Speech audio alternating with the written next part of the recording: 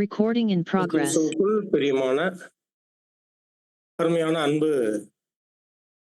பரிசுத்த சகோதர சகோதரிகள் உங்கள் யாவருக்கும் நம்முடைய பரலோகத்தின் தேவனுடைய நாமத்தினாலும் நம்முடைய அன்பின் ஆண்டவர் கர்த்தர் இயேசுவினுடைய நாமத்தினாலும் கிருபையும் சமாதானமும் பெருக கடவுது என்கின்ற அன்பின் நல் வாழ்த்துக்களை நான் கூறிக்கொள்கிறேன். அதோடு என்னுடைய மற்றும் திண்டுக்கல் சபையாரினுடைய அன்பையும் கூட உங்கள் மத்தியில் நான் தெரியப்படுத்திக் கொள்கிறேன். அருமையானவர்களே, தேவனுடைய கிருபையில் நாம தொடர்ந்து பார்த்து வருகிறதான இந்த முறுமுறுப்பு என்கின்ற மறுரூபமாக்கும் சத்தியங்களின் அந்த சிறிய புஸ்தகங்களின் வரிசையில ரொம்ப அருமையான ஒரு புஸ்தகமாக இதை நம்ம எடுத்து நம்ம பார்த்து வருகிறோம். இன்றைய நாள்ல இதுல நமக்கு இறுதியான பாடமாக அது நமக்கு காணப்படும். ஆகவே நம்ம இதுவரை பார்த்துட்ட பாடங்கள்ல பிரதானமாக அந்த முறுமுறுப்பு என்பது அது அதிருப்தியின் மனநிலைமையை வெளிப்படுத்தக்கூடிய அனைத்து வகையான விஷயங்களை அவைகள் குறிக்கக்கூடியவைகளாக இருக்கு என்பதை நம்ம பார்த்தோம்.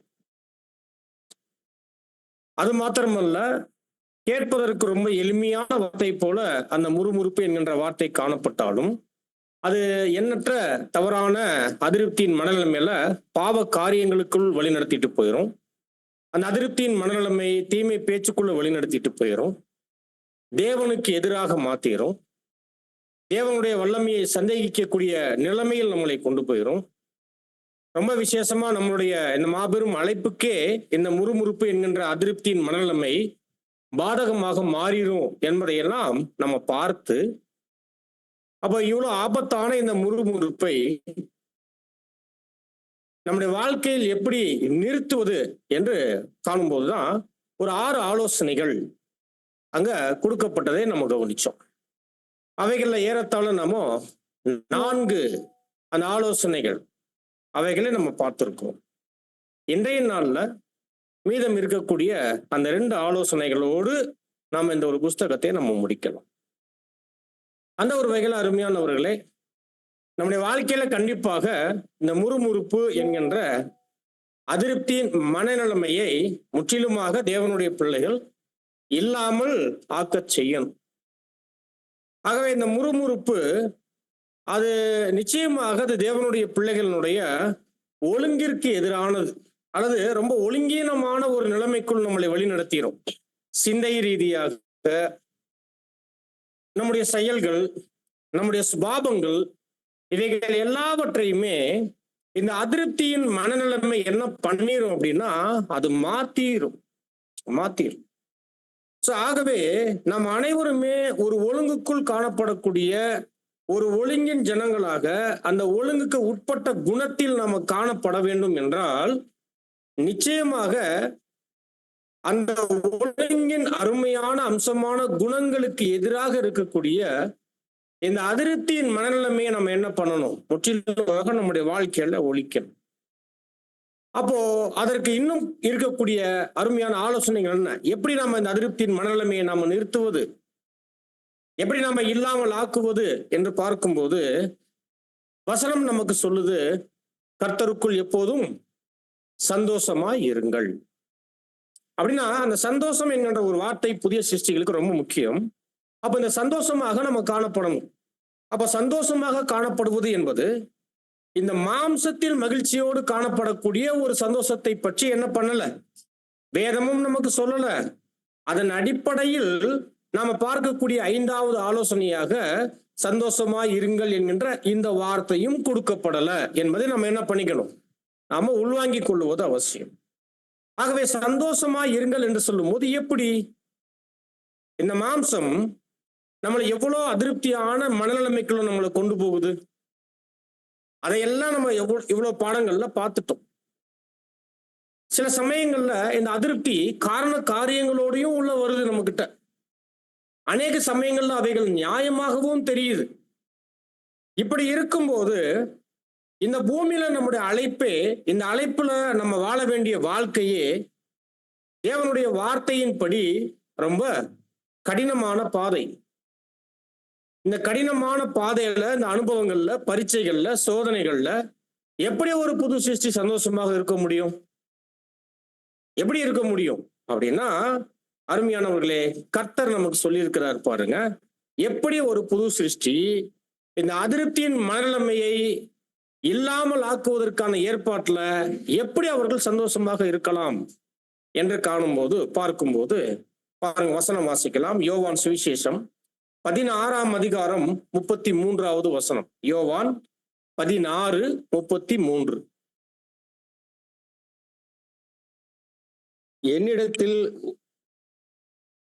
என்னிடத்தில் உங்களுக்கு சமாதானம் உண்டாயிருக்கும் பொருட்டு இவைகளை உங்களுக்கு சொன்னேன்.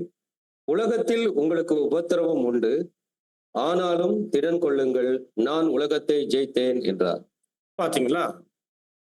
கர்த்தர் தன்னுடைய பின்னடியார்களுக்கு சொல்லக்கூடிய ரொம்ப முக்கியமான வார்த்தை, என்னிடத்தில் உங்களுக்கு சமாதானம் உண்டாயிருக்கும் பொருட்டு.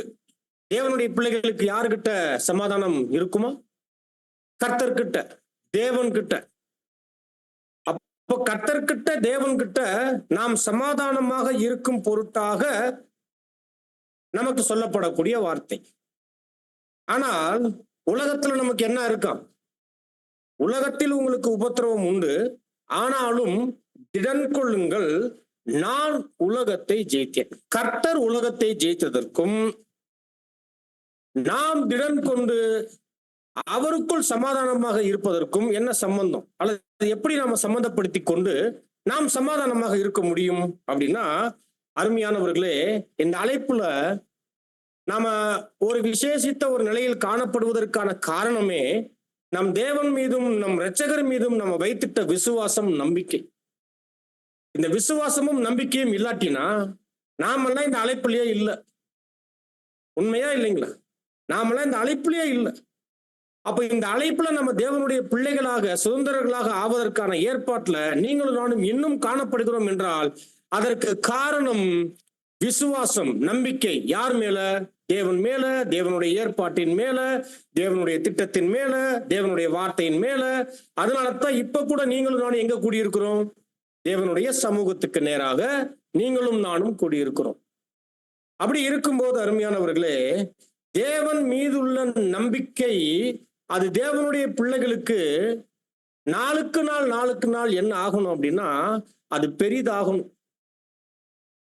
அப்ப எந்த அளவுக்கு ஒரு புதிய சிருஷ்டி தேவன் மீது ஆழமான நம்பிக்கை வைக்கிறாரோ அந்த நம்பிக்கையின் பொருட்டு அவருடைய வாழ்க்கையில தைரியம் வரும். ஏன்? என் கூட தேவன் இருக்கிறார், என்னுடைய நம்பிக்கை தேவன், என்னுடைய விசுவாசம் என்னுடைய கர்த்தர் என்று ஆழமான விசுவாசமும் நம்பிக்கையும் நம்ம கிட்ட காணப்படும் போது நாம் தைரியமாக இருப்போம்.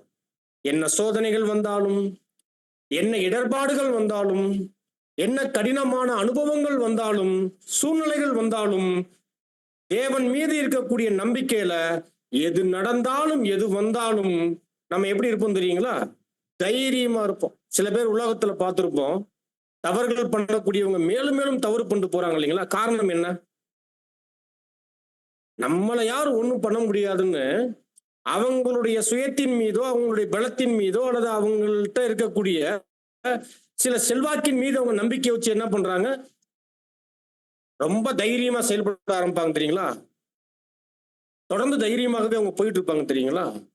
அப்ப உலகத்துல ஒரு சாதாரணமான மனிதனே அவனுடைய செயல்கள்ல அவன் ஒரு விஷயத்தை செய்யும் போது அதை நம்பிக்கையை வளர்த்துக் கொள்ளும் போது என்ன ஆகிரும்? அவருக்கு தைரியம் வர ஆரம்பிச்சிடும். அப்ப தேவனுடைய பிள்ளைகள் இதையெல்லாம் பார்க்கிலும் நாம யார் மேல நம்பிக்கை வைக்கிறோம், விசுவாசம் வைக்கிறோம்? உண்மையுள்ள தேவன் மீது நாம் நம்பிக்கை எவ்வளவு ஆழமாக வைக்கிறோமோ அதளவுக்கு நமக்கு இந்த அழைப்புல நம்மை சுற்றி இருக்கக்கூடிய எந்த சூழ்நிலைகள் நம்மை நெருங்கி இருந்தாலும் கூட தைரியத்தோடு நம்மளால அங்க காணப்பட முடியும். அந்த தைரியம் நமக்கு கொண்டு வரும் ஒரு சந்தோஷத்தை. ஏன்? எந்த பிரச்சனையும் என்ன நம்மளை சேதப்படுத்தாது, எதுவும் நம்மளை என்ன இந்த அழைப்புல இருந்து தள்ளிடாது, என் தேவன் இருந்து என்னை பிரிச்சிடாது என்று ஒரு சந்தோஷம், ஒரு மகிழ்ச்சி. இன்னும் சொல்லும் போது இருதயத்துல சமாதானமா இருப்பாங்க. சூழ்நிலைகள் அசாதாரணமாக எதிர்கொண்டுகிட்டு இருப்பாங்க, கடந்து போய்கிட்டு இருப்பாங்க, அந்த வாழ்க்கை முழுவதும் அவங்களுக்கு இருக்கும். ஆனா இருதயத்துல அவங்க சமாதானமா இருப்பாங்க, கர்த்தருக்குள் சந்தோஷமாக அவர்கள் காணப்படுவாங்க. காரணம் தேவன் மீது அவர்கள் வைக்கக்கூடிய நம்பிக்கை, விசுவாசம். அதனால வருது தைரியம். இப்ப அவங்களுடைய வாழ்க்கையில் அவர்கள் சந்தோஷத்தோடு காணப்படுவாங்க. அருமையான சகோதர சகோதரிகளே, இன்னை நாட்கள்ல அநேக அருமையான சகோதர சகோதரிகளை நம்ம பார்க்கும்போது நிச்சயமாக எல்லாருமே அனுபவத்துல தான் நம்ம அனைவருமே காணப்படுறோம். ஆனால் அந்த அனுபவங்களுக்கு மத்தியில நாம சந்தோஷமாக இருக்கிறோமா அப்படின்னா ஏறத்தாழ ரொம்ப குறைவாக இருக்கு என்று நம்ம சொல்லலாம். நிறைய சமயத்துல என்ன ஆயிடுறோம், நம்ம சோர்ந்து போயிடுறோம், நம்பிக்கை இழந்துடுறோம். நம்பிக்கை இழக்கும் போது என்ன ஆகுது, தைரியம் இல்லாமல் போயிடுது. அப்ப இதெல்லாம் எதன் அடிப்படையில இருக்குன்னா, விசுவாசம் இல்லாமல் போகுதுன்னா தேவன் மேல இல்லாமல் போகுது, தெய்வீக காரியங்களின் மீது, வார்த்தைகளின் மீது இல்லாமல் போகுது. அப்ப ஆட்டோமேட்டிக்கா என்ன வராது, தைரியம் வராமல் போயிடும். அப்ப தைரியம் இல்லாத போது என்ன வரும், சந்தோஷம் இருக்க வாய்ப்பு இல்ல. அப்ப அதற்கே உண்டான ஒரு முகவாடல், ஒரு துக்கம், ஒரு சோர்வு, இதெல்லாம் நம்முடைய முகத்திலையும் நம்முடைய இருதயத்திலையும் நம்முடைய கிரியைகள்லையுமே அது வெளிப்படும். உண்டா இல்லைங்களா? அப்போ அருமையானவர்களே, தேவன் மீது நம்பிக்கை வைக்கும் போது தேவனுடைய பிள்ளைகள் எப்படி இருப்பாங்க யோசிச்சு பாருங்க. சரி, இன்னும் உதாரணம் சொல்லணும்னா, கர்த்தர் தான் இந்த வார்த்தையை சொல்லிட்டாரு, என்னிடத்தில் உங்களுக்கு சமாதானம் உண்டாகும் பொருட்டு இவைகளை உங்களுக்கு சொன்னேன். உலகத்தில் உங்களுக்கு உபத்திரவம் உண்டு, ஆனால் நான் இந்த உலகத்தை ஜெயித்தேன். அப்படின்னா கர்த்தர் இயேசு கூட இந்த பூமியில தேவ சித்தம் செய்கிற ஏற்பாட்டுல அவரை சுற்றிலும் அந்த 3.5 வருட காலங்கள் எப்படிப்பட்ட சூழ்நிலைகள் இருந்துச்சு, எப்படிப்பட்ட அனுபவங்கள் இருந்துச்சு, அது நாளுக்கு நாள் எப்படி வளர்ந்து போச்சு, ஒரு காட்டி தீ போல அது வளர்ந்து போச்சு, பெரிய அளவுல இருந்துச்சு. அப்படிப்பட்ட நிலைகள்லையும் கர்த்தர் எங்கேயாவது துக்கப்பட்டு, வருத்தப்பட்டு, கஷ்டப்பட்டு, சோர்ந்து போய் வேற வழியே இல்ல, தெரியாம வந்துட்டோம், தேவனே ஏதோ உங்க சுத்தம் செய்ய வருகிறேன் என்று தெரியாம சொல்லி இங்க வந்து மாட்டிக்கிட்டேன் அப்படின்ற மாதிரி அவருக்குள்ள காணப்பட்டுச்சானா? இல்ல. அவர் வாங்கின அனுபவங்கள் எவ்வளோ அக்கினி போல வீரியமாக இருந்துட்டாலும் கூட அவர் தேவ சித்தம் செய்கிற விஷயத்துல அவர் எப்படி இருந்துட்டாரு, அவர் எவ்வளவு நம்பிக்கை, எவ்வளவு தைரியம், எவ்வளவு சந்தோஷம். பிதாவின் சித்தம் செய்வதே என்னுடைய மெய்யான போஜனம். போஜனம் நம்ம எப்படி சாப்பிடுவோம், எப்படி எடுப்போம், நம்ம சாப்பாடு பசி வரும்போது எப்படி எடுப்போம், அது போல கர்த்தர் தேவனுடைய காரியங்களின் மீது, தேவ சித்தம் செய்கிற விஷயத்துல எவ்வளோ மகிழ்ச்சியோடு சந்தோஷத்தோடு அவர் செஞ்சிருப்பார். அப்ப அதைத்தான் இங்க சொல்றாரு, நான் தேவன் மீது நம்பிக்கை வைத்து நான் தைரியத்தோடு சந்தோஷமாக அவர் சித்தத்தை செய்வது போல நீங்கள் என் மீது நம்பிக்கை கொண்டு என்ன பண்ணுங்க, தைரியம் கொண்டு சந்தோஷமாக காணப்படுங்கள், சமாதானமாக இருங்கள், என் சமாதானத்தையே உங்களுக்கு வைத்து போகிறேன் என்று சொல்லும்போது தேவன் இருக்கிறாரு, கர்த்தர் இருக்கிறாரு, அவருடைய வார்த்தைகள் இருக்குது, அவருடைய வாக்கு தத்தங்கள் இருக்குது. எல்லாம் இருக்கும்போது நமக்கு ஏன் கவலை வரணும், ஏன் நம்ம துக்கம் அடையணும்? காரணங்களே இல்லை இல்லைங்களா? அப்ப தேவன் மீது நம்ம நம்பிக்கை வைக்கும் போது, அது வளரும் போது நிச்சயமாக அது நம்மளை என்ன பண்ணும், ஒரு பெரிய சமாதானத்துக்குள்ள, சந்தோஷத்துக்குள்ள அது வழிநடத்தக்கூடியதாக அங்க இருக்கும். அப்போ இந்த சந்தோஷம், இந்த தைரியம் நாம் தேவன் மீது வைக்கக்கூடிய விசுவாசத்தினுடைய ஆழமான உறுதியில என்னாகும், இன்னும் பெரிதாகும், இன்னும் பெரிதாகும். வசனங்கள் ரொம்ப அருமையா கொடுக்கிறாரு, வாசிக்கலாம். நீதிமொழிகள் 3ஆம் அதிகாரம் 5வது வசனம்.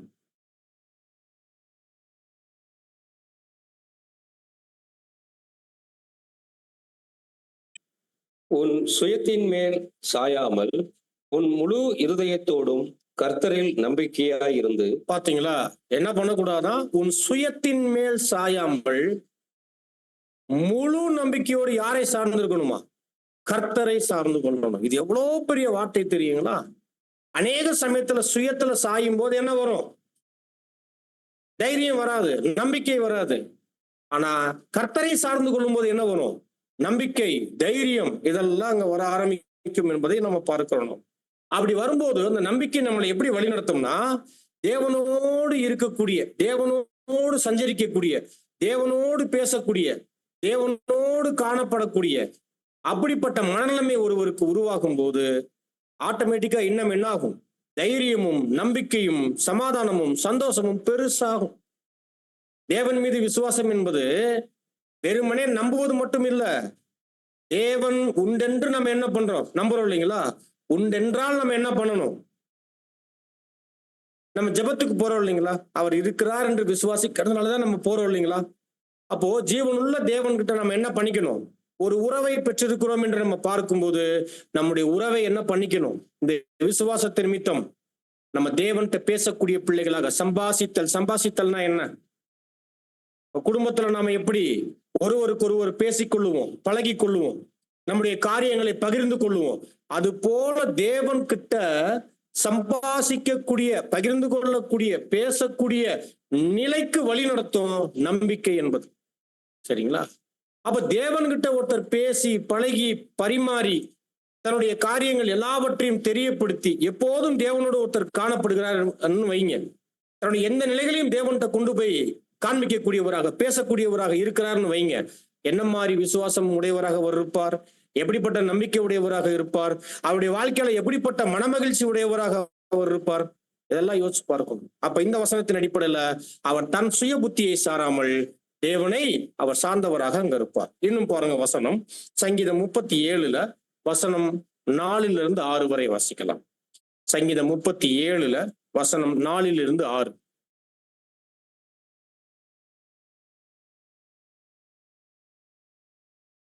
கர்த்தரிடத்தில் மனமகிழ்ச்சியாய் இரு. பாருங்க, யாருகிட்ட மனமகிழ்ச்சியா இருக்கணுமா? கர்த்தர்கிட்ட மனமகிழ்ச்சியாய் இருங்கள். அவர் உன் இருதயத்தின் வேண்டுதல்களை உனக்கு அருள் செய்வார்.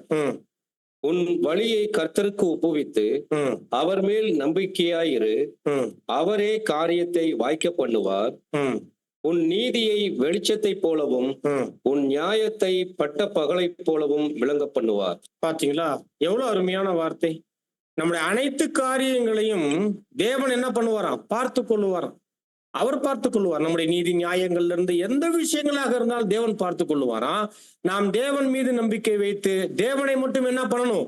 சார்ந்து இருக்கணும். உன் வழிகள் எல்லாம் அவரை நினைத்துக்கொள் என்கின்ற வரை என்ன பண்ணப்படுது? நமக்கான வார்த்தைகள் ரொம்ப நேர்த்தியாக அங்க கொடுக்கப்படுகிறதை நம்ம பார்க்கிறோம். அடுத்து இன்னும் பாருங்க வசனம், ரோமர் 8ஆம் அதிகாரம் 28வது வசனம்.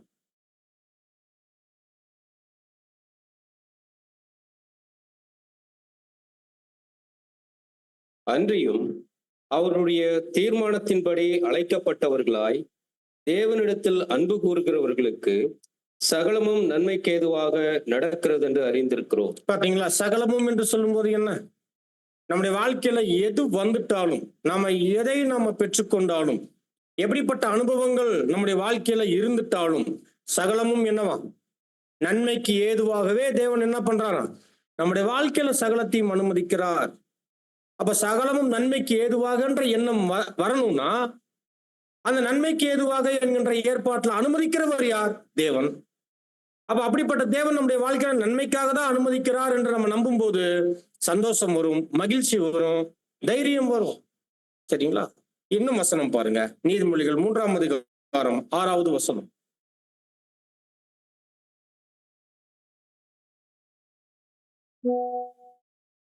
உன் வழிகளில் எல்லாம் அவரை நினைத்துக்கொள், அப்பொழுது அவர் உன் பாதையை செவ்வாய்ப்படுத்துவார். பாத்தீங்களா? உன் வழிகள் எல்லாம் அவரை நினைத்துக்கொள், அப்பொழுது அவர் உன் பாதைகளை என்ன பண்ணுவார்? செவ்வை பண்ணுவார். இந்த வசனம் ரொம்ப ஆழமான வசனம். பட் நம்ம தனியா நம்ம பாடமா பார்க்கணும். ஆனா பாருங்க வசனம் எப்படி இருக்கு? உன் வழிகளில் எல்லாம் அவரை நினைத்துக்கொள். வழிகள் எதை குறிக்கும்? நம்முடைய வாழ்க்கை. வழிகள் என்பது நம்முடைய வாழ்க்கை. நம்முடைய வாழ்க்கையில எடுத்து வைக்கக்கூடிய ஒவ்வொரு அடிகளையும் நம்ம யாரை நினைக்கணுமா? தேவனை நினைத்துக் கொள்ளணுமா? எவ்வளவு அருமையான விஷயம், எவ்வளவு அருமையான வார்த்தை. அப்படி நாம் தேவனை நோக்கி பார்க்கக்கூடியவர்களாக, தேவனுடைய வழிநடத்துதலை பெற்றுக்கொள்ளக்கூடியவர்களாக, அவரை காணக்கூடியவர்களாக இருக்கும்போது நிச்சயமாக என்ன ஆகும்? சந்தோஷம் அது காணப்படும். இந்த சந்தோஷம் அது நம்முடைய வாழ்க்கையில எல்லா நிலைகளிலும் அது பரவக்கூடியதாக அங்க இருக்கும். புரியுதுங்களா? எந்த உணர்வும் நமக்கு என்ன பண்ணும்? அது அப்படியே பரவக்கூடியதாக இருக்கும் இல்லைங்களா? இப்ப நான் சந்தோஷமா இருக்கிறேன் அப்படின்னா அந்த சந்தோஷத்தின் உணர்வுல என்னோட எண்ணங்கள், சிந்தனைகள், செயல்கள் மட்டும் இல்ல, என்னை சார்ந்திருக்கக்கூடிய சூழ்நிலைகளையும் என்ன பண்ணிடுவேன்? நான் ஒரு சந்தோஷமான ஒரு நிலைமைகளுக்குள் கொண்டு போவேன் இல்லைங்களா? அதுதான். இதுவே ஒரு துக்கம் என்றால் அதே போலதான் அந்த சந்தோஷம் என்பது பரவக்கூடியது. அப்ப நம்ம கர்த்தருக்குள் சந்தோஷமாக இருந்தோம் என்றால், அருமையானவர்களே, இந்த சந்தோஷம் அப்படியே பரவும். நம்முடைய குடும்பமாக இருக்கட்டும், நம்முடைய அருமையான சகோதர சகோதரிகளாக இருக்கட்டும், ஒரு சபையாராக இருக்கட்டும், அனைவரும் இந்த அழைப்புக்குள்ள ஒரு ஏக ஓட்டத்துல ஒவ்வொருவரும் ஓடிக்கொண்டிருக்கும் போது இந்த சந்தோஷம் என்ன ஆகும்? ஒருவரை பார்த்து ஒருவர் புத்தி சொல்லும் போது, ஒருவருக்கு ஒருவர் திடனாக ஆறுதலாக காணப்படும் போது, நாம் பெற்றிருக்கக்கூடிய சந்தோஷம் இன்னும் அப்படியே நமக்கு மட்டும் இல்ல, பிறருக்கும் அது பரவக்கூடியதாக அது அங்க மாறும் என்பதை கூட நம்ம பார்க்கணும். அருமையானவர்களே, இப்படியாக நாம் சந்தோஷமாக இருக்கும் போது எந்த நிலையிலையும் நாம் என்ன ஆக மாட்டோம்? அதிருப்தி கொள்ள மாட்டோம்.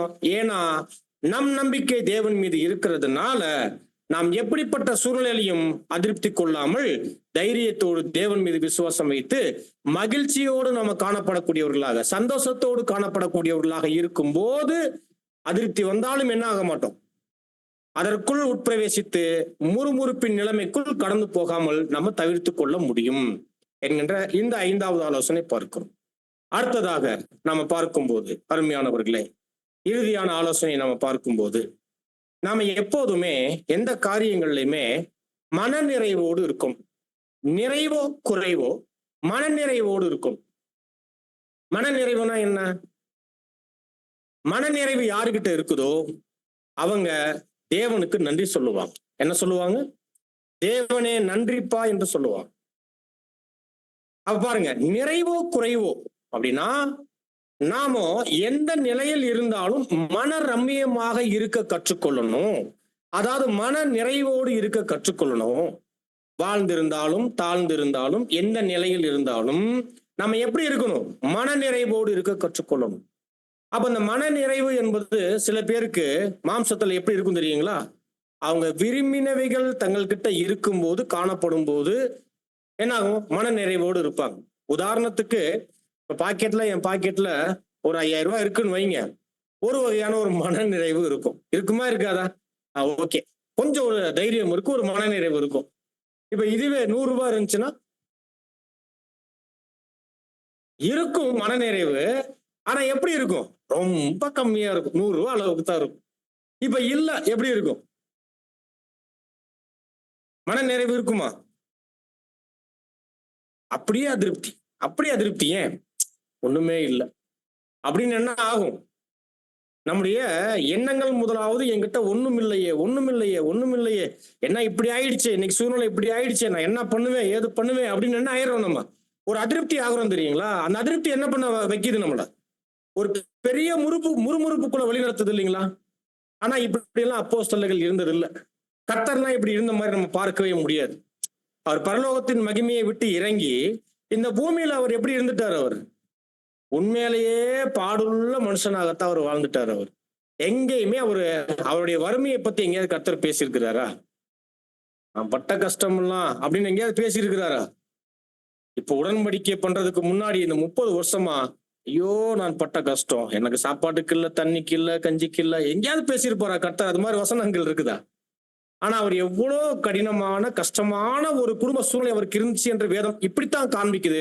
ஆனா கர்த்தர் அதை பத்தி எல்லாம் எங்கேயுமே இல்லை. சரி, அப்போஸ்தலர்கள் வாழ்க்கையில கர்த்தர் மரிச்ச உடனேயே அப்போஸ்தலர்கள்லாம் ஒரு பெரிய துக்கம் வந்துருச்சு. கர்த்தரும் இல்லாமல் போயிட்டாரு. தைரியமா வந்துட்டாங்க, எல்லாத்தையும் விட்டு வந்துட்டாங்க. அனுதினம் பாடுள்ள மனிதர்கள் கர்த்தர் அழைத்தவங்க எல்லாத்தையும் விட்டுட்டு வந்துட்டாங்க. வந்தவங்க கர்த்தர் மரிச்ச உடனே என்ன ஆயிடுறாங்கன்னா அதிருப்தி ஆயிட்டு மீண்டும் விட்ட வலையெல்லாம் தூக்கிட்டு எங்க போக ஆரம்பிக்கிறாங்க? போயிடலாம், வேற வழி இல்லையேன்னு போறாங்க. ஆனா பரிசுத்தாவி பெற்றுக்கொண்ட பிற்பாடு யோசிச்சு பாருங்க, அவங்க என்ன மாதிரி காணப்பட்டாங்க? எங்கேயாவது அவங்க அதிருப்தியை வெளிப்படுத்தினாங்களா? பவுல் தான் சொல்றாரு, எனக்கு வாழ்ந்திருக்கவும் தெரியும், தாழ்ந்திருக்கவும் தெரியும், எல்லா நிலைகளிலும் மனரம்மியமாக இருக்க கற்றுக்கொண்டேன். அப்ப இந்த வார்த்தைகள் எல்லாம் நமக்குரியது.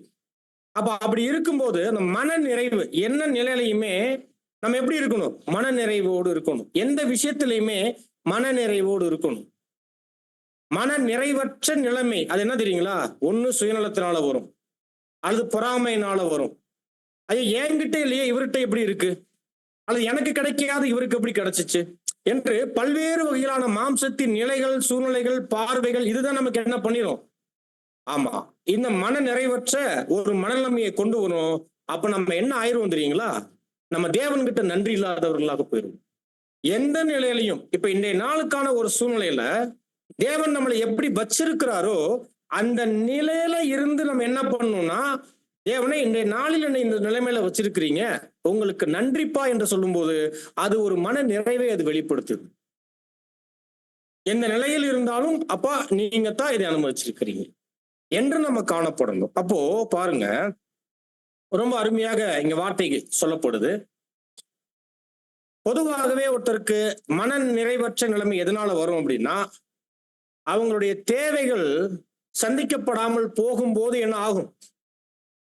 பெரிய அதிருப்தி வரும், பெரிய அதிருப்தி வரும். ஆனா தேவனுடைய ஏற்பாட்டுல தேவனுடைய பிள்ளைகளுக்கு தேவன் என்ன செய்கிறார் அப்படின்னா, தேவனுடைய பிள்ளைகளுக்கு அவங்களுடைய தேவைகளுக்கு தகுந்தாற் போல என்ன பண்றார்? சகலத்தையும் அவர் கொடுக்கக்கூடியவராக அங்க இருக்கிறார். என்ன பண்றாரு? தேவையானவைகளை தேவன் நம்முடைய பிள்ளைகளுக்கு அவர் கொடுக்கக்கூடியவராக அங்க இருக்கிறார். ஆனா இப்ப என்னுடைய மாம்சம் நிறைய ஆசைப்படுது, நிறைய காரியங்களின் மீது, நிறைய பொருட்களின் மீது, சில தேவைகளின் மீது என்ன பண்ணுதுன்னா அது ஆசை வைக்குதுன்னு வைங்க. அது ஆசைப்படுது, எனக்கு இது இருந்தா நல்லா இருக்குமே, எனக்கு அந்த காரியங்கள் எனக்கு என்னுடைய வாழ்க்கையில நான் பெற்றுக்கொண்டால் கொஞ்சம் நல்லா சௌகரியமா இருக்குமே அப்படின்னா அந்த மாம்சம் சில ஆசைகளை வைக்குதுன்னு வைங்களேன். இப்ப இந்த ஆசைகளை தேவன் தருவாரா அப்படின்னா, தேவன் இந்த மாம்சம் படுகிற ஆசைகளை எல்லாம் தரமாட்டார். ஒருவேளை நான் பெற்றுக்கொள்கிறேன் என்றால் அது நானாக பிரயாசத்துல என்ன பண்ணிக்குவேன், ஏற்படுத்தி கொள்ளக்கூடிய காரியமாக இருக்குமே தவிர, தேவன் மாம்சத்தின் ஆசைகளை என்ன பண்றது இல்ல, அவர் கொடுக்கிறது கிடையாது. ஆனால் என்ன கொடுக்கிறாரு? தேவைகளை கொடுக்கிறார். அப்ப நமக்கு என்ன தேவை? இன்னைக்கு நமக்கு என்ன தேவையோ இப்படியாக ஒவ்வொரு நாளும் என்ன பண்றாரு? நமக்கான தேவைகளை கொடுக்கக்கூடியவராக தேவன் அங்க இருக்கிறார். அப்ப இந்த மனநிலைமையை தான் பேசுறாரு. மன நிறைவோடு இருக்கணும். தேவைகள் கிடைக்க பெறும்போது அப்பா நன்றிப்பா என்று நம்ம சொல்லணும். ஜபத்திலையும் கர்த்தர் அதான் சொன்னார், அன்றன்ற நாளுக்குரிய ஆகாரத்தை எங்களுக்கு தார். அவ்வளவுதான் முடிக்கணும். இதை தாண்டின காரியங்கள் விஷயங்கள் எல்லாம் என்னவாக இருக்கும்? மாம்சத்தின் ஆசைகளாக அங்க இருக்கும். அவைகளை தேவன் என்ன பண்றது இல்ல, அவர் கொடுக்க மாட்டார் என்கின்ற விஷயத்தை ரொம்ப தெளிவாக நம்ம புரிந்து கொள்வது அவசியம். சரி, ஏன் கொடுக்க மாட்டார்? என்ன இப்படி ஒரு கடினமான அப்பாவா இருக்கிறாரு அவரு? கொஞ்சம் ஆசையத்தான் நிறைவேற்றினா என்னவா? நாமளே நம்மளுடைய தகப்பன் கிட்ட நம்ம கேட்க மாட்டோமா? அல்லது நம்ம பிள்ளைகள் நம்ம கிட்ட கேட்க மாட்டாங்களா? நாம என்ன பண்ணிடுறோம் நிறைய சமயத்துல, என் மகன் ஆசைப்பட்டானே நம்ம என்ன பண்றோம், அல்லது என் பிள்ளை ஆசைப்பட்டுட்டாலே அப்படின்னு நம்ம என்ன பண்ணுவோம்னா, கேட்ட உடனே செஞ்சிருவோம். சில சமயத்துல கேட்காமலே செஞ்சுக்கிட்டு இருப்போம். அநேகர் மாம்சத்துல பிள்ளைகள் அவங்க சீர்கெட்டு போவதற்கு பெற்றோர்களுடைய ஒழுங்கினமே காரணமா இருக்கும். ஏன்? கேட்காமலே மாம்சத்தின் தேவைகளை இவங்க என்ன பண்ணிடுவாங்கன்னா, ஆசைகளை அந்த பிள்ளைகள் கேட்காமலே செஞ்சு பழக்கிடுவாங்க. வளர்ந்ததுக்கு அப்புறம் என்ன பண்ணுவாங்க, அவங்க பெரிய அளவுல கேட்கும்போது செஞ்சு பழகி அதுல மகிழ்ச்சி கொள்ளுவாங்க. நம்ம தேவன் அப்படிலாம் கிடையாது. என் பிள்ளைகள் மாம்சத்துல ஆசைப்படுறாங்களே கொடுத்துருவோமே, கேட்கிறாங்களே அப்படின்னு என்ன கொடுக்க மாட்டார். இன்னொரு வகையில கவனிக்கும் போது உண்மையான புதிய சிருஷ்டிகள் அவர்கள் மாம்சத்தின் அடிப்படையில் தேவன்கிட்ட கேட்க மாட்டாங்க. தேவனுடைய சித்தம் என்னமோ அதைத்தான் கேட்பாங்க தேவன்கிட்ட. அப்படிப்பட்ட வளர்ச்சிக்குள்ள தேவனுடைய பிள்ளைகள் போவாங்க. இதை தாண்டி தேவனும் என்ன பண்ண மாட்டார், மாம்சத்தின் ஆசைகளை கொடுக்க மாட்டார். காரணம் என்ன அப்படின்னா, அருமையானவர்களே, நமக்குள் தேவனுடைய சித்தம் நிறைவேறுவதற்காக. எதற்காக? நமக்குள் தேவனுடைய சித்தம் நிறைவேறுவதற்காக. அப்ப தேவனுடைய சித்தம் நமக்குள்ள நிறைவேறினாதான் நாம என்னாக முடியும், கிறிஸ்துவுக்குள் வளர முடியும். அப்ப ஒரு புதிய சிருஷ்டியினுடைய வளர்ச்சி தேவ சித்தம் எவ்வளவாக செய்யறாங்களோ அதளவுக்கு தான் அவங்க என்ன பண்ண முடியும், அதளவுக்கு தான் அவங்க வளர்ந்து போக முடியும். அப்ப ஒரு புதிய சிருஷ்டியினுடைய வளர்ச்சி தேவ சித்தத்தை எவ்வளவாக அவர்கள் கீழ்ப்படிந்து நிறைவேற்றுகிறார்களோ அதளவுக்கு அவங்களுடைய ஆவிக்குரிய வளர்ச்சியானது அங்க காணப்படும். அப்ப தன்னுடைய பிள்ளைகள் வளர வேண்டும் என்கின்ற நல்ல நோக்கத்துல தேவன் தன்னுடைய சித்தம் அவருடைய வாழ்க்கையில் நிறைவேறுவதற்காக அவைகளுக்கு தடைகளாக இருக்கக்கூடிய மாம்சத்தின் ஆசைகளை என்ன பண்ண மாட்டார், அவர் கொடுப்பது வழங்குவது இதெல்லாம் என்ன பண்ண மாட்டார். அதை தேவன் அங்க செய்கிறது இல்லை என்பதை நாம உள்வாங்கிக் கொள்ளணும். ஒரு மன நிறைவு வருதா, ஏன் தேவன் கொடுக்கிறது இல்ல? அதிருப்தி ஆகாது, நன்மைக்காக, தேவ சித்தம் என்னில் நிறைவேறுவதற்காக, நான் வளருவதற்காக, தேவன் இன்ன காரணங்களுக்காக அவருக்கு என்ன பண்றது இல்ல, இந்த மேன்மையான வளர்ச்சிக்கு தடையாக இருக்கக்கூடிய மாம்சத்தின் காரியங்களை, ஆசைகளை என் வாழ்க்கையில அனுமதிக்கிறது இல்லை என்று நாம சிந்திக்கும் போது, யோசிக்கும் போது என்ன வரும்? என்ன வரும்? ஒரு மன நிறைவு வரும். நன்றிப்பா, ஒருவேளை மாம்சத்தின் ஆசைகள் கொடுக்கப்பட்டு நாம தேவ சித்தம் செய்யாமல், வளராமல் நம்ம வாய்ப்பை இழக்கிறோம்னு வைங்க, நம்ம என்ன சொல்லுவோம்? ஐயோ, இவைகளுக்கெல்லாம் காரணம் இவைகளாக ஆயிடுச்சு அப்படின்னு. ஆனா ஒரு புது சிருஷ்டி சில சமயத்துல உணர்ந்து கொள்ளுவாங்க, தேவனே நன்றி, என்னுடைய வாழ்க்கையில் இதை நீங்கள் கொடுக்காமல் போனதற்கு நன்றி, கொடுக்காமல் போனதுக்கு நன்றி. ஒருவேளை நான் இவைகளை இருக்க நான் பெற்றிருந்தால் நான் என்னாக வாய்ப்பு இருக்கு? நான் தடம் மாறுவதற்கோ, நான் விழுவதற்கோ, அல்லது நான் உங்களுடைய சித்தம் செய்வதற்கு எதிராக மாறுவதற்கோ வாய்ப்பு இருக்கும் என்று. என்ன அருமையானவர்கள் அப்படின்னா, மாம்சத்தின் ஆசைகள் நிறைய சமயங்கள்ல இல்லாமல் போகும்போது தேவனுடைய பிள்ளைகள், தேவனே இவைகள் எனக்கு இல்லாமல் இருக்கிறதற்காக நன்றி என்று சொல்லுவாங்க. அப்படிப்பட்ட ஒரு மேலான ஒரு உணர்வுக்குள்ள தேவனுடைய பிள்ளைகள் அங்க காணப்படுவாங்க. அது மட்டும் இல்ல அருமையானவர்களே, தேவனுடைய சித்தம் செய்து ஒரு புது சிருஷ்டி வளர்கிறார்கள் என்றால் அவர்கள் உண்மையாகவே நீதியின் கொள்கையில், அவர்கள் நீதியின் நிலையில் நின்று அவர்கள் பூமியில் அவர்கள் வளர்ந்து கொண்டு வாழ்ந்து கொண்டு இருக்கிறாங்க என்ற அர்த்தம். ரொம்ப முக்கியம். ஏன்னா நமக்கு உடுத்தப்பட்டிருக்கக்கூடிய அந்த நீதியின் வஸ்திரம், அந்த நீதியின் வஸ்திரத்துல தேவனுடைய சித்தம் செய்வதற்காக, நாம் நம்மையே பலியாக்குவதற்காகத்தான் தேவன் நமக்கு அருமையான ஒரு ஏற்பாடு கொடுத்திருக்கிறார். அப்ப தேவனுடைய ஏற்பாட்டுல நாம் நீதி உள்ளவர்களாக, அந்த நீதியை இறுக பற்றி கொள்ளக்கூடியவர்களாக அங்க இருக்கணும். அப்ப அந்த நீதியின் கொள்கைகளுக்கு எதிராக இருக்கக்கூடிய அனைத்து விஷயங்களையும் தள்ளி நாம் நீதியை இறுக பற்றி கொள்ளணும். சரிங்களா? அப்ப இதெல்லாம் தேவன் அறிந்துதான் தன்னுடைய பிள்ளைகள் நீதியை பற்றி கொண்டு அவர்கள் ஆவியில் வளர்ந்து தன்னுடைய சித்தத்தை நிறைவேற்றி அவர்கள் மேலான ஆசீர்வாதத்தை பெற்றுக்கொள்ள வேண்டும் என்கின்ற நல் நோக்கம் உடையவராக தேவன் நம்முடைய வாழ்க்கையில வீணானவைகளை, மாம்சத்துக்குரியவைகளை அனுமதிப்பது இல்லை என்கின்ற இந்த காரியத்தை நம்ம புரிந்து கொள்ளணும். சரிங்களா? ரொம்ப முக்கியமா, தேவன் யார் ஒருவர் நீதி உள்ளவர்களாக இருக்கிறாங்களோ அவர்கள் மீது தேவன் பிரியம் கொள்றார். அப்படின்னா நீதி உள்ள தேவனுடைய பிள்ளைகளின் கிரியைகளின் மீது தேவன் பிரியம் கொள்ளக்கூடியவராக இருப்பார். நீதி இல்லாமல், நீதி தவறின விஷயத்தில் தேவன் என்ன ஆகிறது இல்ல, அவர் பிரியம் வைக்கிறது இல்ல. வாசிக்கலாம், எபிரேயர் 12ஆம் அதிகாரம் 14வது வசனம்.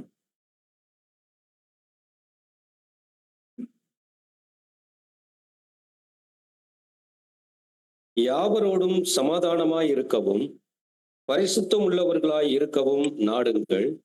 பரிசுத்தம் இல்லாமல் ஒருவனும் கர்த்தரை தரிசிப்பதில்லையே. பாத்தீங்களா? கர்த்தரை தரிசிக்க முடியாது, தேவனை பிரியப்படுத்த முடியாது. யாவரோடும் சமாதானமாக இருக்கணும். பரிசுத்தம், பரிசுத்தம் என்பது என்ன? நீதியின் நிலையை தக்க வைத்துக் கொண்டு வாழக்கூடிய அந்த அர்ப்பணிப்பின் வாழ்க்கையை தான் இங்க பரிசுத்தம் என்று என்ன பண்ணப்படுது, சொல்லப்படுது. அப்போ தேவனுடைய பிள்ளைகள் நீதி உள்ளவர்களாக இருந்தால் மட்டும் யாரை பிரியப்படுத்த முடியும்? தேவனை பிரியப்படுத்த முடியும். அப்போ நீதியோடு காணப்படுவது, நீதியோடு நடந்து கொள்வது, நீதியோடு வாழ்வது என்றால் என்ன? தேவ சித்தம் செய்வது, நாம் பண்ணிக்கொண்ட உடன்படிக்கையை நிறைவேற்றுவது, நம்மை ஜீவ பலியாக ஒப்பு கொடுப்போம் என்று சொன்ன வார்த்தையின்படி வாழ்வது. இதுதான் என்ன காரியங்கள் என்று நம்ம பார்க்கிறோம். ஆகவே அருமையானவர்களே, இப்படியாக நாம் காணப்படணும். மாறாக இதற்கு நேர் எதிரான காரியங்களுக்கான எச்சரிப்பும் கொடுக்கப்படுது. வாசிக்கலாம், எபிரேயர் 13ஆம் அதிகாரம் வசனம் 5 மற்றும் 6.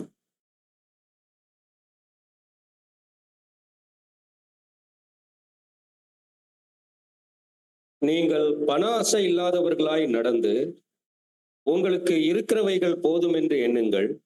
நான் உன்னை விட்டு விலகுவதும் இல்லை, உன்னை கைவிடுவதும் இல்லை என்று அவர் சொல்லி இருக்கிறாரே. அதனாலே நாம் தைரியம் கொண்டு, கர்த்தர் எனக்கு சகாயர், நான் பயப்படேன், மனுஷன் எனக்கு என்ன செய்வான் என்று சொல்லலாமே. பாத்தீங்களா? அப்ப இந்த அருமையான வசனங்களும் பார்க்கிறோம். நீங்கள் பண ஆசை இல்லாதவர்களாய் நடந்து, இது ரொம்ப முக்கியம் தேவனுடைய பிள்ளைகளுக்கு. யாருக்கு இல்லை இன்னைக்கு பண ஆசை? யாருக்கு இல்லைன்னு நினைக்கிறீங்க? தேவைகள் இருக்கும், ஆனா அந்த தேவைகள் கூட நேர்த்தியான சமயங்கள்ல தேவன் என்ன பண்ணுவார்? தேவனுடைய பிள்ளைகளுக்கு அருள் செய்வார். சில சமயத்துல தேவனுடைய பிள்ளைகளில் அநேகர் ஏழ்மையிலையும் வறுமையிலையுமே இருப்பாங்க. ஒருவேளை நீங்க நேற்றைய நாளினுடைய இறைவன் கீதமோ அதற்கு முதல் நாள் இறைவன் கீதமோ நினைக்கிறேன், நீங்க வாசிச்சீங்கன்னா எளிமையும் ஏழ்மையும் தேவனுடைய பிள்ளைகளுக்கான ஆசீர்வாதம் அப்படின்னு சொல்றார். என்னவா? ஆசீர்வாதம். நிறைய சமயத்துல அது மாம்சத்துல கஷ்டம் நமக்கு. அதை உள்வாங்கிக் கொள்வதே அநேகருக்கு கஷ்டமா இருக்கும். ஆனா உண்மையான தேவனுடைய பிள்ளைகளுக்கு ஏழ்மை வறுமை என்பது என்ன? ஏழ்மை நிலை என்பது என்ன? அது ரொம்ப ஆசீர்வாதம் அது. ஏன்னா பாருங்க, வசனம் சொல்லுது, பண ஆசை எல்லா தீமைக்கும் வேர்.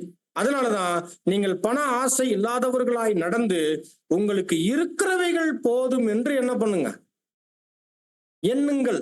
இருக்கிறது போதும். இருக்கிறது போதும்னா என்ன அர்த்தம்? இருக்கிறதையும் பாதுகாக்கக்கூடிய ஏற்பாடு தேவன் நமக்கு கொடுக்கல. இருக்கிறதையும் பலி செலுத்தக்கூடியவங்களாக தான் நம்ம இருக்கணும். ஆனால் இருக்கிறவைகள் போதும் என்று சொல்லக்கூடிய இந்த இடத்துல இதனுடைய அர்த்தம் என்னன்னா, இருக்கிறதுல இருந்து இன்னும் பெருகணும்னு நினைக்க கூடாது. அப்படின்னா என்ன அர்த்தம்? ஒரு புதிய சிருஷ்டி தங்களை அர்ப்பணித்துக் கொள்ளும் போது எந்த நிலைமையில வேணாலும் வரலாம், எவ்வளவு உயர்வான நிலைமையில வேணாலும் வரலாம், எவ்வளவு ஆசீர்வாதமான நிலைமையில வேணாலும் வரலாம், எவ்வளவு செல்வாக்கோடு வேணாலும் வரலாம், எவ்வளவு பணபலத்தோடு கூட அவங்க வரலாம், என்ன வேணாலும் அவங்க கிட்ட இருக்கலாம். ஆனா அவர்கள் அந்த நிலையிலிருந்து வந்து தங்களை அர்ப்பணித்துக் கொள்ளும் போது தங்களையும் தங்களுக்கு உண்டான தாங்கள் பெற்றிருக்கக்கூடிய தாளந்துகளையும் சேர்த்து என்ன பண்ண ஆரம்பிப்பாங்க? பலி செலுத்த இருப்பாங்க. அப்ப அது என்னாக ஆரம்பிக்குது? பலியாக ஆரம்பிக்கும். இப்ப இவங்க கிட்ட என்ன ஆகாது? குரோவ் ஆகாது. அப்படின்னா இருக்கிறவைகள் வளர்ந்து போகாது, மாறாக இருந்தவைகள் என்ன ஆக ஆரம்பிக்கும்? முற்றிலுமாக பலியாக ஆரம்பிக்கும். இதெல்லாம் நம்ம கவனிக்கக்கூடிய விஷயங்கள். ஆகவே ஒருத்தர் இந்த அழைப்புல வந்தும் அவர் வாழ்க்கையில பெருகிக்கிட்டே போறார். வாழ்க்கையில பெருகிறதுனா ஆவிக்குரிய காரியங்கள் இல்லாம மாம்சத்துல அவர் மென்மேலும் அப்படி வளர்ந்துகிட்டே போறாரு, பெருகிக்கிட்டே போறார் என்றால் பெரிய கொஸ்டின் மார்க். பெரிய கொஸ்டின் மார்க். அந்த கொஸ்டின் மார்க் எது போடுது? வசனங்கள், அந்த உடன்படிக்கையினுடைய ஏற்பாடுகள், தேவனுடைய திட்டத்தின் அம்சங்கள் எல்லாமே என்ன பண்ணுது? ஒரு பெரிய கேள்வியை முன்பு வைக்கக்கூடியவைகளாக அங்க இருக்கு என்பதை நம்ம பார்க்கிறோம். ஆகவே நீங்கள் பண ஆசை இல்லாதவர்களாய் உங்களுக்கு இருக்கிறவைகள் போதும் என்று எண்ணுங்கள். அப்ப இருக்கிறவைகளை வைத்து அதையும் என்ன பண்ணணும்? நம்ம பலி செலுத்தி ஓடி முடிக்கணும். அப்ப நம்முடைய நோக்கம் எல்லாம் ஓடி முடிப்பதாக அங்க இருக்கணும். இதையும் அங்க காமிக்கிறேன். ஆகவே அருமையானவர்களே, நாம் தேவன் மீது நம்பிக்கை வைத்து நாம் நன்றியுள்ளவர்களாக நம்ம தேவனுக்கு என்ன பண்ணணும்? நாம் காணப்படணும். இந்த அழைப்புல நன்றியோடு நம்ம ஓடணும். நம்ம அப்ப நம்ம தொடர்ந்து நம்ம தேவனுக்கு எப்படி நம்ம நன்றியுள்ளவர்களாக நம்ம இருக்கலாம், எப்படி காணப்படலாம் அப்படின்னா, அதற்கு சில அருமையான சில உதவி குறிப்புகள் அங்க கொடுக்கிறாரு. அங்க இந்த புத்தகத்துல அங்க கொடுக்கப்படுது. அது என்ன அப்படின்னா, தொடர்ந்து நீங்கள் தேவன்கிட்ட ஜெபத்தை ஏறிடுங்கள். அந்த ஜெபத்தை நன்றியோடு ஆரம்பிங்க அப்படின்றார். எப்படி ஆரம்பிக்கணுமா? ஜெபத்துல நிறைய வகைகள் இருக்கு. ஆக்சுவலி ஒரு புதிய சிருஷ்டி தனிப்பட்ட வகையில தேவனை ஆராதிக்கணும், தேவனை துதிக்கணும், தேவனுடைய மகிமைகளை எண்ணி என்ன பண்ணணும்? அவரை துதித்து ஸ்தோத்தரித்து அவரை ஆராதிக்கணும். அதற்கப்புறம் என்ன தெரியுங்களா? ஒவ்வொரு காரியத்திற்காகவும் நன்றி சொல்லணும். ஒவ்வொரு காரியம், சின்ன சின்ன விஷயத்துக்கு கூட தேவனுக்கு நன்றி சொல்லணும். அப்படின்னா நாம் ஜெபத்தை ஆரம்பிக்கும் போதே நாம நன்றியோடு நாம என்ன பண்ணணும்? நம்ம ஆரம்பிக்கக்கூடியவங்களாக இருக்கணும் அப்படின்ற விஷயம் சொல்லப்படுது. இன்னும் அந்த நன்றி எப்படி இருக்கணும்னா, ஒவ்வொரு நாள்லையுமே நாம என்னென்ன காரியங்களை தேவனுடைய கருத்திலிருந்து பெற்றிருக்கிறோம். ஒரு நாளை பெற்றிருக்கிறோம், ஒரு சுகத்தை பெற்றிருக்கிறோம், ஒரு பலத்தை பெற்றிருக்கிறோம், ஒரு ஆரோக்கியத்தை பெற்றிருக்கிறோம், அநேக பாதுகாப்புகளை பெற்றிருக்கிறோம். இப்படி எண்ணற்ற விஷயங்களை சொல்லிட்டு போலாம், நிறைய விஷயங்கள் சொல்லிட்டு போலாம். ஒருவேளை இந்த உலகத்தில் இருந்து ஏதோ ஒரு காரியங்கள் நமக்கு கிடைக்க பெறுகிறது அப்படின்னா, என்னென்ன விஷயங்கள் நமக்கு அருளப்படுகிறதோ, தேவனால் அருளப்படுகிறதோ, அப்ப அவைகள் ஒவ்வொரு விஷயத்தையும் எண்ணி நம்ம என்ன பண்ணணும்னா, நாம் தேவனுக்கு நன்றி சொல்லணும். அப்படின்னா ஒவ்வொரு நாளும் நாம நன்றி செலுத்த வேண்டிய விஷயங்கள் நிறைய காரியங்கள் இருக்கு. இதையும் நம்ம என்ன பண்ணிடுறோம் தெரியுங்களா? நம்ம சிந்திக்கிறது இல்லை. நம்ம நிறைய சமயங்கள்ல நம்ம சிந்திக்கிறது இல்லை.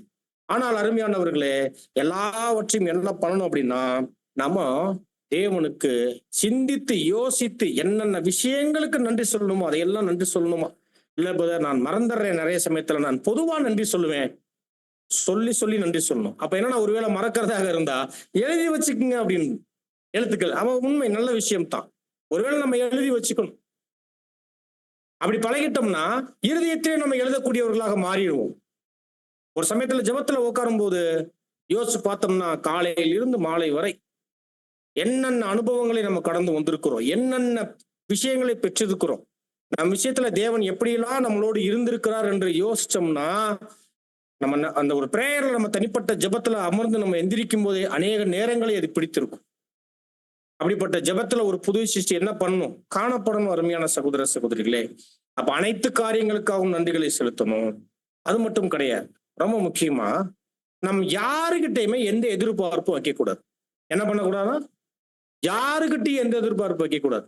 இந்த சகோதரன்கிட்ட பழகுனா எனக்கு இது கிடைச்சிரும், அந்த நபர்கிட்ட பழகினால் எனக்கு அது மாதிரியான வாய்ப்புகள் எனக்கு வந்துடும், எனக்கு இந்த உதவிகள் கிடைச்சிரும், எனக்கு இந்த வாய்ப்புகள் கிடைச்சிரும், எனக்கு நான் என்னுடைய தேவைகளை நான் இவர்கிட்ட என்ன பண்ணிக்குவேன், நான் பூர்த்தி செய்து கொள்ளுவேன் அப்படின்னு அநேகருடைய பழக்க வழக்கங்கள் யாரையாவது சார்ந்து இருக்கும்.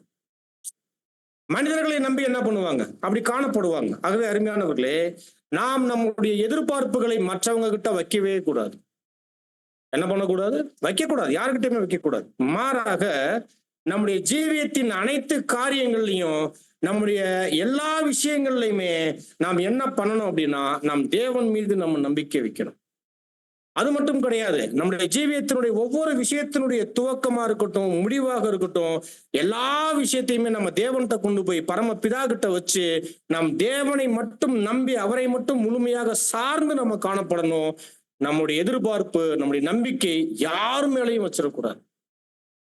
இதுவும் ரொம்ப முக்கியமான விஷயம். தேவனையே நம்பணும், தேவனையே சார்ந்து இருக்கணும். அப்படி இருக்கும்போது என்ன, நம்ம நன்றி சொல்ல முடியும் நம் தேவனுக்கு. அடுத்த சில விஷயங்கள் ரொம்ப அருமையா சொல்றாரு, இந்த புத்தகத்துல கொடுக்கப்படுது. சூழ்நிலைகள் எவைகளாக இருந்தாலும் நாம் என்ன பண்ணணும்னா ஏற்றுக்கொள்ளணும். என்ன பண்ணணும்? ஏற்றுக்கொள்ளணும். அந்த மனநிலைமை நமக்கு காணப்படணும், ரொம்ப முக்கியம். அப்ப நாம் தேவனுக்கு நன்றி சொல்ல முடியும். நாம் சூழ்நிலைகளை என்ன பண்ண முடியாது, நாம வடிவமைக்க முடியாது. எனக்கு இந்த சூழ்நிலை இப்படித்தான் இருக்கணும், எனக்கு இதுதான் இருக்கணும், இது வேணும் வேணாம் என்றெல்லாம் என்ன நம்ம முடிவெடுக்கக்கூடிய ஏற்பாடுகள்லாம் இல்லை. தேவன் நம்முடைய வாழ்க்கையில என்ன சூழ்நிலைகளை அனுமதிக்கிறாரோ அவைகளை நாம் அனைவருமே என்ன பண்ணணும்? தாழ்மையில நம்ம ஏற்றுக்கொள்ளணும். என்னவாக இருந்தாலும், என்ன சூழ்நிலைகளாக இருந்தாலும். சரிங்களா?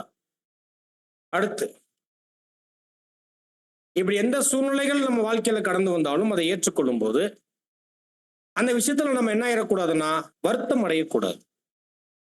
ரொம்ப முக்கியமா, தேவன் எனக்கு இதை அனுமதிச்சிட்டாருன்னு நம்ம சொல்லுவோம். ஆனா ரொம்ப துக்கப்பட்டு சொல்லக்கூடிய சில சூழ்நிலைகளை நம்ம பார்ப்போம். தேவன் எனக்கு அனுமதிச்சிருக்கிறார் அப்படின்னு நம்ம எப்படி சொல்லணும்? அவர் மேல நம்பிக்கை இருக்கு, விசுவாசம் இருக்கு, தைரியம் இருக்கு, தேவன் தான் அனுமதிச்சிருக்கிறார் அப்படின்னா இப்போ அதனுடைய வெளிப்பாடு எப்படி இருக்கணும்? ஆனால் ரொம்ப புண்பட்டு வருத்தம் அடைந்தவர்களாக, என்னன்னா தேவன் எனக்கு அனுமதிச்சிருக்கிறார் அப்படின்னு ரொம்ப துக்கத்தோடு சொல்றோம்னு வைங்களேன், அது எப்படி இருக்கும்?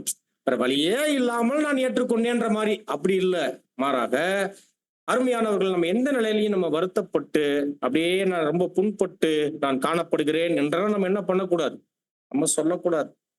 இதையும் ரொம்ப அழகாக கொடுக்கப்படுது. அடுத்ததாக பார்க்கும்போது, நாம் கர்த்தர் மூலமாக தேவனுடைய உதவியினை நாடி சூழ்நிலைகளை எதிர்கொள்ளுங்கள். என்ன பண்ணுமா? கிறிஸ்து மூலியமாக தேவனுடைய உதவிகளை நாடி சூழ்நிலைகளை எதிர்கொள்ளணும். எந்த சூழ்நிலைகளாக இருந்தாலும் தேவன்கிட்ட போய் என்ன பண்ணணுமா? சூழ்நிலைகளை எதிர்கொள்வதற்கான உதவிகளை தேவன்கிட்ட நம்ம கேட்டு பெற்றுக்கொள்ளக்கூடியவர்களாக அங்க இருக்கணும். அடுத்ததாக, நம்மளால் முடிஞ்சதை நீங்க செய்யுங்க. என்ன பண்ணணுமா? முடிஞ்சதை செய்யறதுன்னா என்ன அர்த்தம்?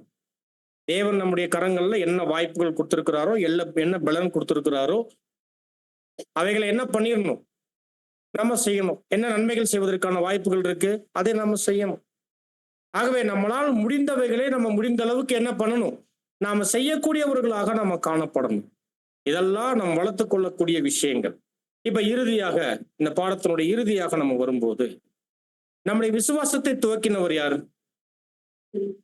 அவர் தான். அப்ப முடிக்கிறவரும் யாராக இருக்கணும்? அவராக இருக்கணும். துவக்கினவர் அவர், ஆனா முடிக்கிறது நாம் அப்படின்னா அது சரியா இருக்குமா? இருக்காது. அப்ப நம்முடைய விசுவாசத்தை துவக்கினவரே அதை முடிக்க வல்லவராக அங்க இருக்கிறார் என்று சொல்லும் போது நம்முடைய கண்கள் எப்போதும் யாரை நோக்கி இருக்கணும்? யாரை நோக்கி இருக்கும்? நம்முடைய விசுவாசத்தை துவக்கி முடிக்கக்கூடிய நம்முடைய இரட்சகர், நம்முடைய தேவனை நோக்கித்தான் அது எப்போதுமே இருக்கணும் என்பதை நம்ம பார்க்கணும். அதே போல நம்ம போயிட்டு இருக்கக்கூடிய இந்த பரம கானான், இந்த பரம கானானை நோக்கி நம்ம போய்கிட்டு இருக்கும்போது நாம் முழுவதுமாக நாம் நம் தேவ சித்தத்தை செய்து நம் கர்த்தரை பின்பற்றக்கூடிய விஷயத்துல ரொம்ப அருமையா அங்க சொல்றாரு, நாம் பாடிக்கொண்டே பரம பட்டணத்துக்கு நேராக பாதை முழுவதும் அவரை பின்தொடருவோமாக. பாடிக்கொண்டேன்னா என்ன அர்த்தம்? பாடிக்கொண்டேன்னா என்ன அர்த்தம்? இது ஒரு கவிதை போல சொல்லப்பட்டாலும் கூட நம்ம நன்றியோடு, துதியோடு, ஸ்தோத்திரத்தோடு, தேவ வார்த்தையோடு, பலத்தோடு, இப்படி அநேக விஷயங்களை பெற்றிருக்கிற நாமோ மகிழ்ச்சியோடு நம்ம என்ன பண்ணணும்? பரம கானானை நோக்கி யாரை தொடரணும்? கர்த்தரை நாம தொடரக்கூடியவர்களாக நாம் காணப்படணும். அடுத்ததாக, நாம இந்த அழைப்புல விழுந்து போகாதபடிக்கு என் மீட்பர் என் கூட இருக்கிறார் என்கின்ற அந்த மேலான அறிதல் நம்மகிட்ட காணப்படணும். என்ன காணப்படணும்? என் மீட்பர் எனக்காக இருக்கிறார், அவர் எப்போதும் என் கூட இருக்கிறார், நான் விழாமல் என்னை தாங்குகிறவரும் என்னை நடத்துகிறவரும் அவர்தான் என்கின்ற அந்த அறிதல் ரொம்ப முக்கியம். அந்த அறிவு சார்ந்த அந்த ஒரு உணர்வு தேவனுடைய பிள்ளைகளுக்கு எப்போதும் இருக்கணும். எல்லாவற்றிலும் நன்றி சொல்லிக்கிட்டே இருக்கும். என்ன பண்ணணும்? எல்லாவற்றிலேயும் நாம் நன்றி சொல்லக்கூடியவர்களாக அங்க இருக்கும். பாருங்க, பரலோகத்திலும் பூமியிலும் சகல அதிகாரம் உடையவர் நம்மிடம் உபத்திரவம் உள்ள உலகத்திற்குள் கடந்து செல்லுங்கள், நான் முடிவு பரியந்தம் எப்போதும் உங்களோடு கூட இருப்பேன் என்று கூறுகின்றார். என்னவா? பரலோகத்திலையும் பூமியிலையும் அதிகாரம் உடையவர் கர்த்தர். ஏன்னா அவருக்கு தான் தேவன் என்ன பண்ணியிருக்கிறார்? அதிகாரமுடைய வல்லமையான நாமம் கட்டளையிடப்பட்டிருக்கு. அவர் தான் அதிகாரி. இப்ப அவர் தன்னுடைய திருச்சபையின் அங்கங்களை பார்த்து சொல்றாரு, இந்த உலகத்துக்குள்ள உங்களை சும்மா அனுப்பல. இந்த உலகம் எப்படிப்பட்டது? இது உபத்திரவம் நிறைந்த உலகம்தான். நீங்க போங்க, முடிவு பறிந்து உங்களோடு யார் இருப்பா? நான் இருக்கிறேன், போங்கள் என்று சொல்லக்கூடிய கர்த்தர் யாரோடு இருக்கிறார்? ஆமா, நம்மளோடு அங்க இருக்கிறார். ஆகவே இந்த பார்வையும் நமக்கு அங்க இருக்கணும். இப்ப வசனம் பாருங்க, ரோமர் 8ஆம் அதிகாரத்துல 35 39 வரை வாசிக்கலாம்.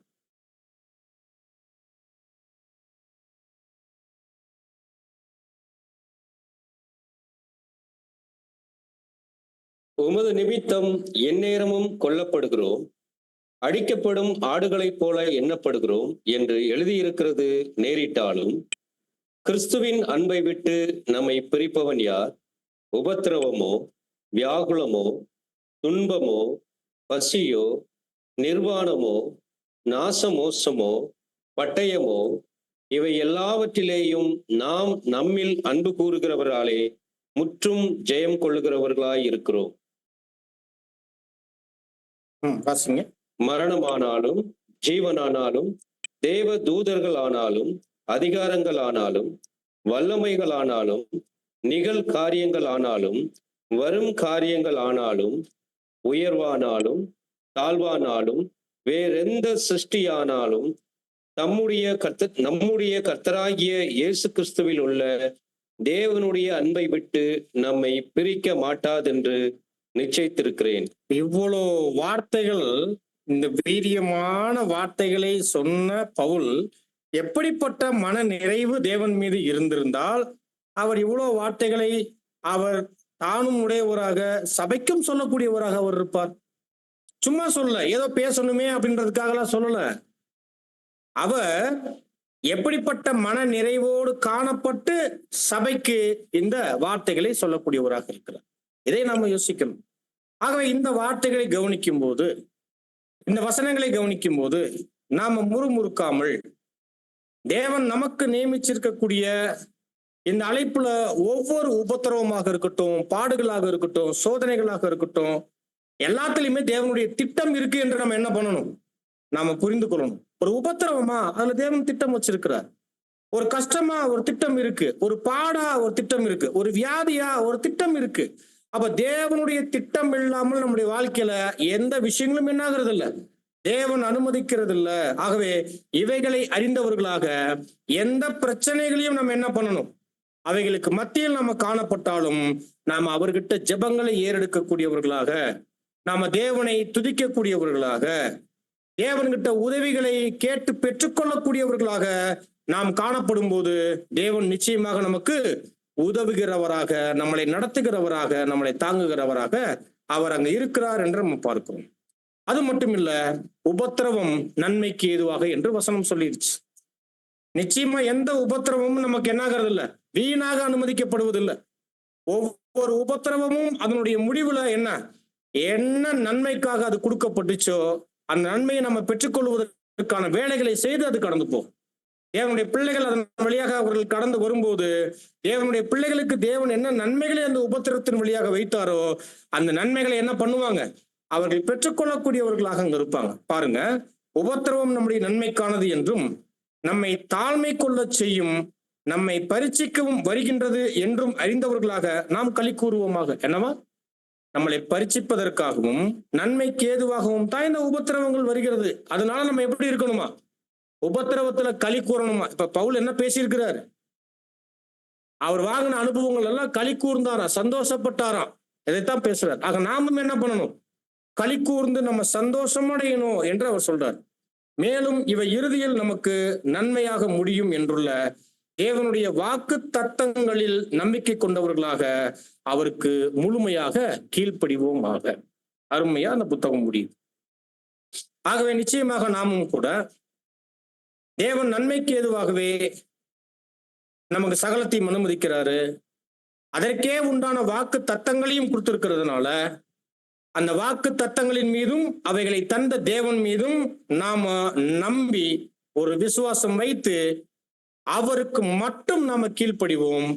அப்படிப்பட்ட கீழ்ப்படுதலில் நம்ம என்ன ஆயிரும், எந்த நிலையிலையும் முறுமுறுப்பு என்பது, அதிருப்தி என்பது நம்மளை ஆட்கொள்ளாது. ஒருவேளை இவைகளின்படி நம்ம நடக்காமல் காணப்படும் போது தொடர்ந்து அதிருப்தியின் மனநிலைமைக்கு நம்ம இடம் கொடுத்தால் அது எவ்வளவு பாவ செய்கைகளுக்கும் தேவனுக்கு எதிரான காரியங்களுக்கும் நம்மளை வழிநடத்தி ஆபத்தை கொண்டு வந்து சேர்க்கும் என்பதை நம்ம ஆரம்பத்திலே நம்ம பார்த்துட்டோம். ஆகவே அப்படிப்பட்ட ஆபத்துக்குள் கடந்து போகாமல் நாம் முழுவதுமாக நம்ம தேவனுக்கு கீழ்ப்படிந்து நாம் தேவனுடைய வாக்கு தத்தங்களுக்கு சுதந்திரவாளிகளாக, தேவனுடைய பிள்ளைகளாக என்றென்றும் ஆவதற்கு தேவன் தாமே அவருடைய மேலான ஆவியை நம் அனைவருக்கும் தந்து ஆசீர்வதித்து வழி நடத்துவாராக. ஆமென்.